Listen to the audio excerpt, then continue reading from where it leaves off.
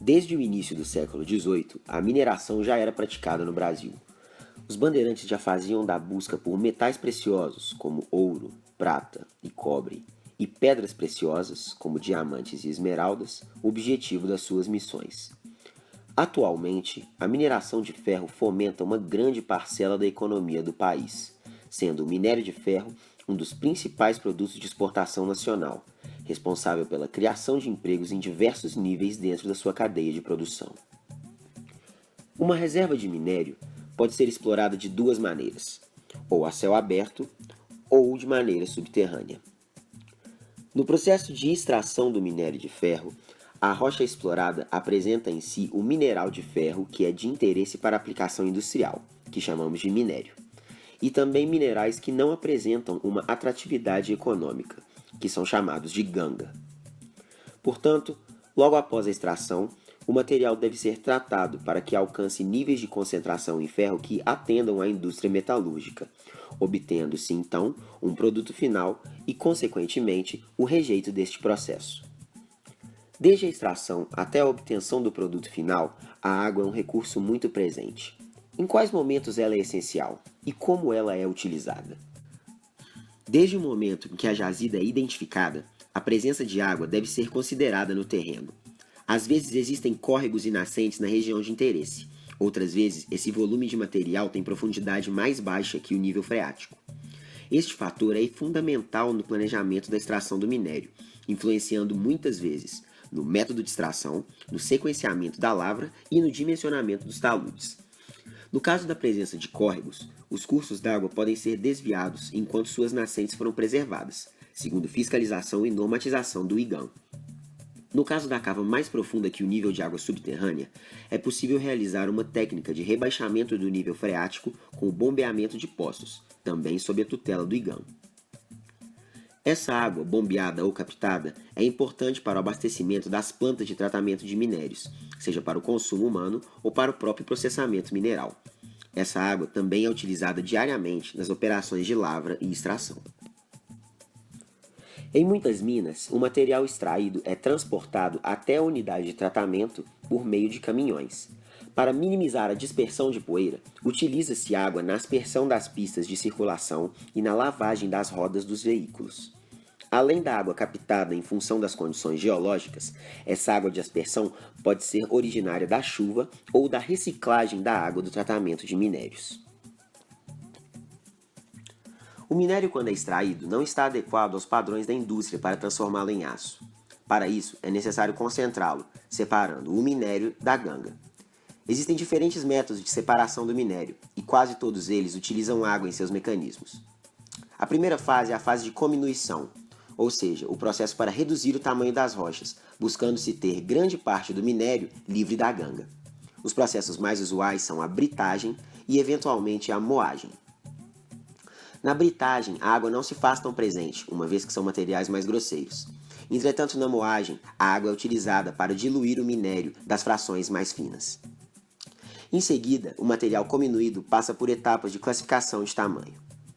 No processo de peneiramento, o material é dividido em faixas granulométricas com o uso de peneiras vibratórias. Nesta etapa, a água é importante para aumentar a eficiência do peneiramento, pois ela favorece a segregação das partículas, evitando que as partículas finas fiquem associadas entre si ou encobrindo partículas maiores, disfarçando seu real tamanho. Os classificadores dividem as partículas por tamanho em função do seu comportamento em meio fluido, sendo a água o meio usual. Seja pela ação da gravidade nos espirais ou pela força de centrifugação nos hidrociclones, a fração grosseira afunda, formando o que chamamos de underflow, enquanto a fração fina é arrastada pela corrente fluida para o overflow. Na gigagem, a água é importante, pois é o fluido utilizado para promover correntes verticais e separar os materiais segundo a densidade. O material menos denso flutua e o mais denso sedimenta.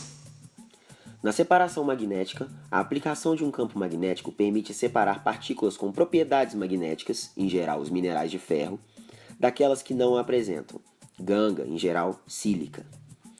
Nesses equipamentos, a água é utilizada de duas formas para aumentar a eficiência da separação.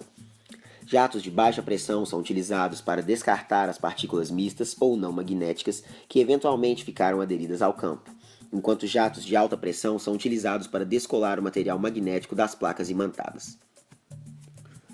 Esses métodos utilizam da água como meio de transporte do minério. De maneira branda, eles alteram sua temperatura, sua acidez, o pH, e ao longo do tempo sua concentração em material dissolvido. Entretanto, existem outros métodos que alteram de maneira mais acentuada a composição da água.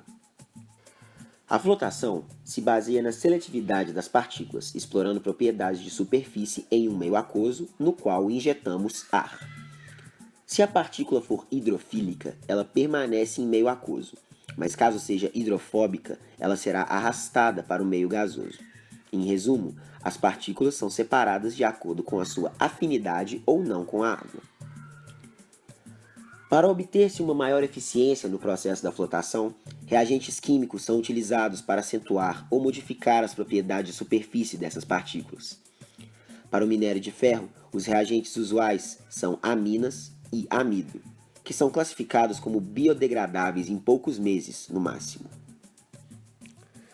Na última etapa do beneficiamento do minério de ferro, temos as operações de desaguamento. Essa etapa consiste em receber a polpa mineral proveniente de processos anteriores, contendo concentrado ou rejeito, e retirar parcialmente a água presente.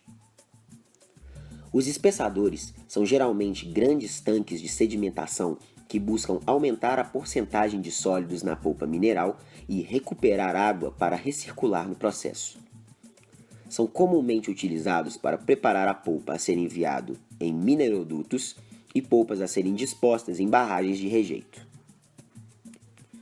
A filtragem consiste em fazer passar por um meio filtrante a polpa dos processos anteriores, retendo o sólido e recuperando a água, obtendo-se uma maior eficiência se comparado aos espessadores. Pode-se utilizar para preparar o concentrado final com umidade adequada, ou até mesmo para filtrar o rejeito, maximizando o reuso da água e minimizando o uso das barragens. O rejeito da mineração de ferro é muitas vezes um composto quartzítico com concentração de ferro a 20-30%. Como ainda existe uma grande umidade nesse material, ele é disposto em extensas barragens de rejeito, no intuito de que essa água seja evaporada. Apesar da concentração em ferro, a composição desse rejeito não apresenta materiais considerados tóxicos para os seres vivos. A questão mais preocupante é a quantidade de rejeito gerada, na proporção de 300 kg de rejeito para 1 tonelada de minério que entra na planta. Contudo, hoje em dia existem projetos sendo desenvolvidos para a utilização desse rejeito como matéria-prima para a construção civil. Como se pôde ver, a água está muito presente na cadeia de produção do minério de ferro, sendo necessária em grande volume no tratamento.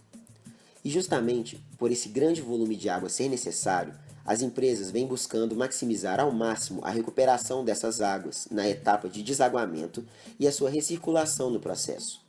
Em alguns casos, a reciclagem de água alcança 90% de eficiência, havendo perda apenas por evaporação. Contudo, o reuso constante da água acarreta no aumento da concentração de minerais solúveis, o que pode atrapalhar o processo. Por exemplo, o cálcio, que é responsável pela incrustação em tubulações, e o ferro, que, dissolvido, aumenta a acidez da água, o que pode levar à corrosão dos tubos. Por isso, o controle de dureza, pH, temperatura e sólidos dissolvidos na água recirculante deve ser constante. Caso deseje-se descartar essa água utilizada no tratamento na forma de um efluente, é necessário se adequar à deliberação normativa conjunta do COPAN-CRH número 1 de 2008, segundo a classificação do corpo d'água na qual vamos realizar o despejo. Caso deseje-se descartar essa água no sistema de esgotamento sanitário da Copasa, deve-se seguir a norma técnica 187/5 da própria Copasa. Afinal, por mais que os empreendimentos tenham data de validade e a água seja um recurso natural renovável, essa renovação depende da qualidade da água. Dessa forma, sabendo que a mineração de ferro é uma atividade necessária para o desenvolvimento humano, ela deve ser realizada com responsabilidade, para garantir não só a disponibilidade do ferro, mas também da água para as próximas gerações.